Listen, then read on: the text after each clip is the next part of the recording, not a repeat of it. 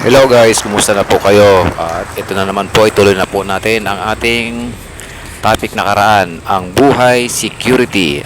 Ang pag-uusapan naman po natin ngayon ay ang pagpupugay.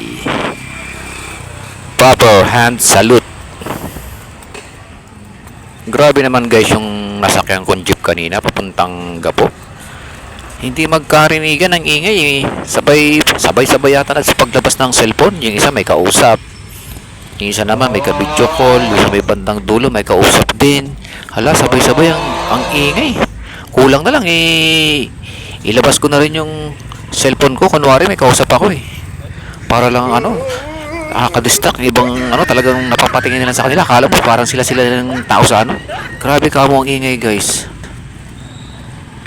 Okay guys, tuloy na natin yung pag-uusapan natin. Buhay security guard, ang pagpupugay.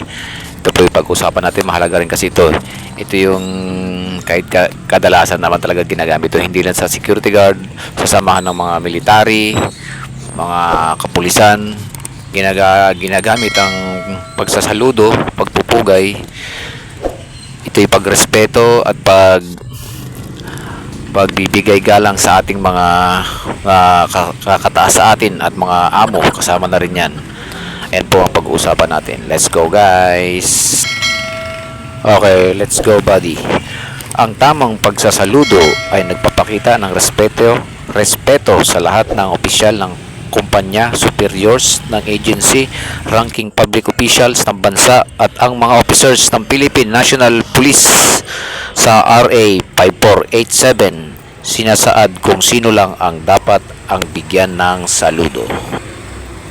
Ayan buddy, napakalino ng sinasabi yung tamang kung sino lang ang dapat ang bigyan ng saludo. Ayun pala guys, napakalinaw mga kabady. Kung sino lang pala ang dapat bigyan ng saludo, hindi pala lahat karapat dapat binibigyan ng saludo. Ayan, napakalino ng sinasabi dyan mga kabady. Hindi kasing ginagamit na yung pagsaludo lang sa tropa. Halimbawa, nagkasalubong kayo, may maganda kayo pinagsamahan nung araw, mga kabataan kayo, nagkikita kayo minsan, sinasaluduhan mo siya, diba? Merong ganun eh. Meron namang ganito, bilib ako dyan sa tropang saludo talaga ako dyan. Ang galing talaga man chicks, ang galing niya magtago ng sekreto, talagang saludo ako dyan. Merong ganun eh, ginagamit yung saludo sa ibang pamamaraan. Ngayon naman buddy, hindi natin pag-usapan dito yung kung paano tayo sumaludo, mapakaliwa man o mapakanan o anong style. Basta ang pag-usapan lang natin dito yung pagsasaludo. Basta ang pagsasaludo ay nasa proper attention ka bago ka magsaludo. At saka kung nagsasaludo ka yung tanaw na tanaw mo siya, tanaw na tanaw ka rin niya, yung kayang makapag-response, kitang kita ka. Ganyan ba, example, naka-attention siya bago siya sumaludo. Sir, reporting sir. Yan, ganyan.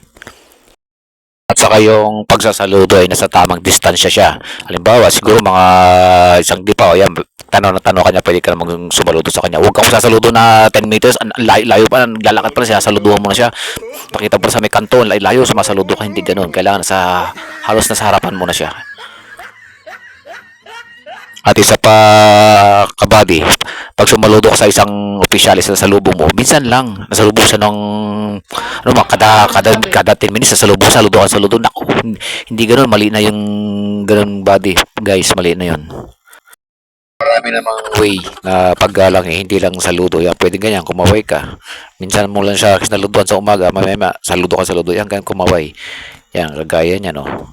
Iba rin yung style ng pagsasaludo niya, di ba? Nakaharap yung palad. At kung halimbawa naman ay mga 4 kayo o 3 kayo nakapwesto sa isang lugar at may dumaan na opisyalis, isa lang ang sasaludo, understood na, hindi yung sabay-sabay lahat kayo. Sasaludo kayo tapos hindi naman sabay-sabay. Bakit tingnan yun mga kabady? Isa lang ang magsasaludo, okay na yun, understood na yun. Kasi noon mga kabady, nag-training din ako ng reservist nung araw. Isa rin sa pinag-usapan namin yan.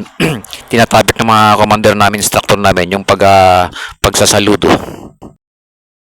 May time at pagkakataon na hindi mo siya masaluduhan. Halimbawa, may busy, may ginagawa siya. Understood na yun, pwede mo naman siyang batin, sir, good morning sir. Yun, pwede na yun. Hindi na lahat ng oras sumasaludo ka.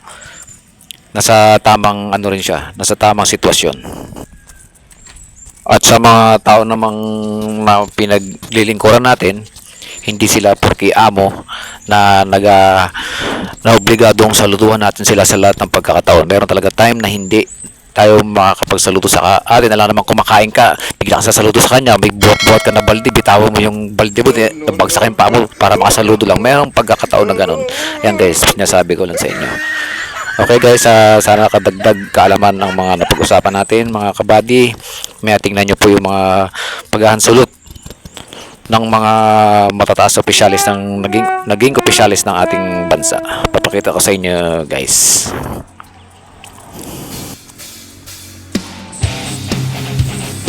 President Ramos,